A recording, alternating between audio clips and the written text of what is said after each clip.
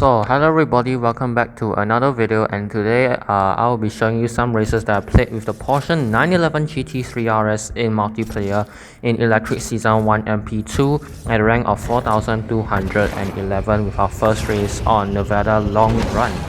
So the Porsche 911 GT3 RS is one of the 8 cars that you could play in Electric Season 1 MP2, the others being the Taycan Turbo S, the Volkswagen Electric R, the Chevrolet Corvette ZR1, the Apex AP0, the SLR McLaren, the Rimac Concept 1, and the Inferno Automobile Inferno. Just now we ran into a bit of problem when the guy there by the side tried to smack us.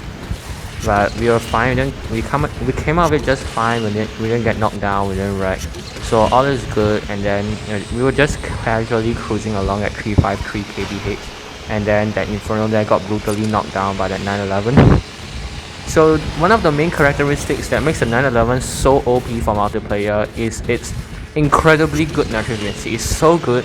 It's almost as if it's illegal. It's as good as the Wyra, if not better, right? And it also has really good handling. It has a 92 like the Corvette. Acceleration is good, it's at 85, and top speed is not exactly the best at only 353, considering that it's a Class B car.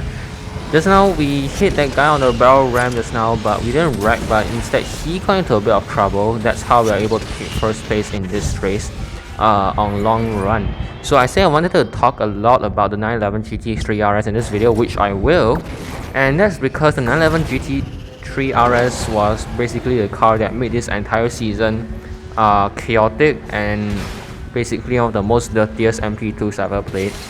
Due to the 911's extremely good nitro efficiency, I see people, so what they do is that when they have a full bar, like the bar is entirely filled up, they deploy Shockwave and keep it all the way until it's done. The nitro efficiency is really that good. The Shockwave can last for, I don't know how long. If you want to say a Shockwave could last for 10 seconds or 10 seconds plus, it's a really good nitro efficiency of this car. And this car has extremely good handling. Just look at that. It has extremely good handling, keeps speed really well, and can round turns relatively easily, as you can see here.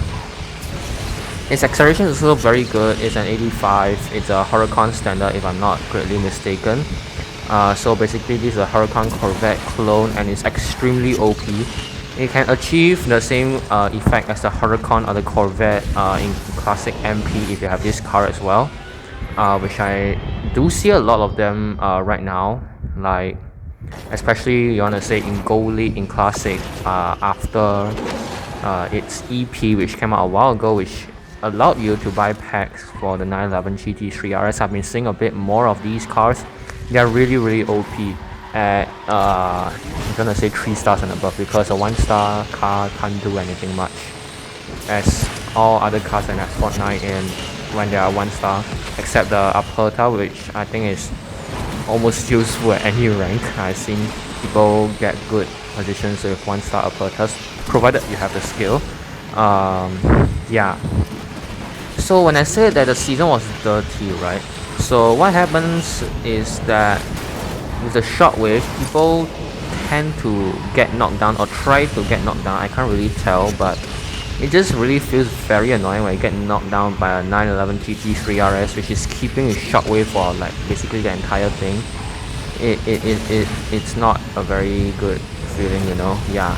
And on ramps, especially when there's a large group of cars approaching the ramp and the ghosting is over, you get a situation where at least 2 cars will literally get knocked down or wreck or something. And that's because the 911 GT3, especially the 911 GT3, okay? Especially the 911 GT3 spammers, they will always spam Shockwave on ramps, which is a good technique actually. It gives you the highest speed boost in the air. But the downside of this is that people get knocked down, especially when the ghosting period is over, and that's not a good thing. And I don't know why I just wreck on that portion on Osaka. It's not good. You know, it's not a good thing as well. But as you can see, the 911 GT3 is an extremely powerful car. It gets up to its top speed relatively quickly after a wreck, and its good handling and nitro efficiency allows us to breeze through the Osaka track and eventually catch up and overtake some people. Over here, I do not like to go inside the shop because it's little bit it's very narrow and I don't really like it. So I prefer to go the outside way until I'm more acquainted with going the tight narrow space in the shop.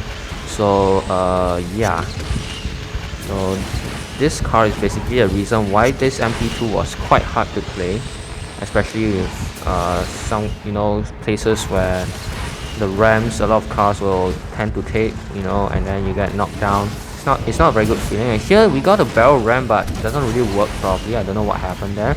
And then a close shave, that guy back there, and we took 4th place, right? 4th place, and this is an elite league race. In this season, I only managed to reach elite.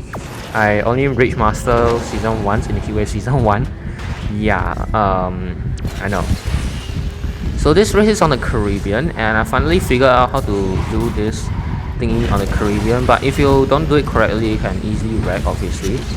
The Caribbean is a very good track for this car, especially considering its good nitrogen C acceleration and handling is a very good combination.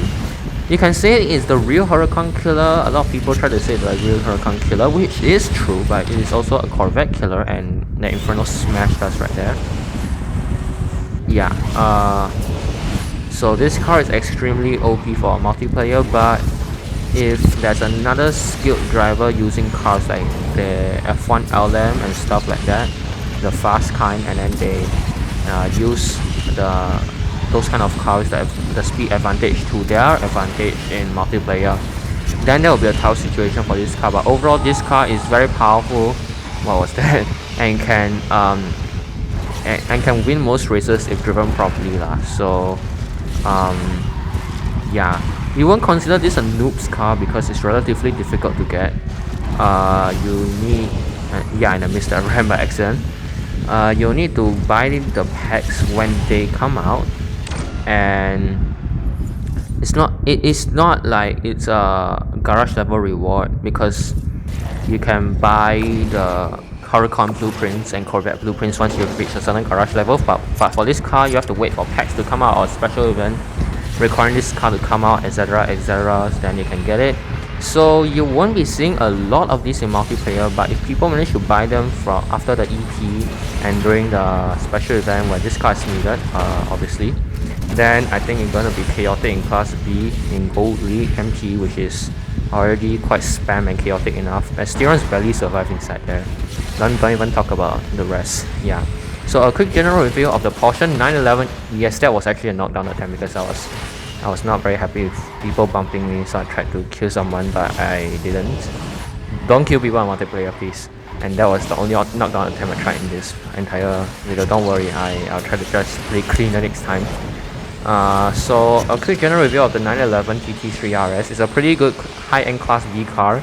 Low top speed, but it's high acceleration, high handling stat, and very good nitrogen C makes up for it. Overall, it's an incredible car for MP1 or MP2 when it comes out, and it cannot be used during extreme seasons due to its slow speed. So thank you guys so much for watching this video. Do leave a like and subscribe if you have enjoyed this video so far, and subscribe for more Asphalt 8 and 9 content. I'll see you in the next video. Goodbye.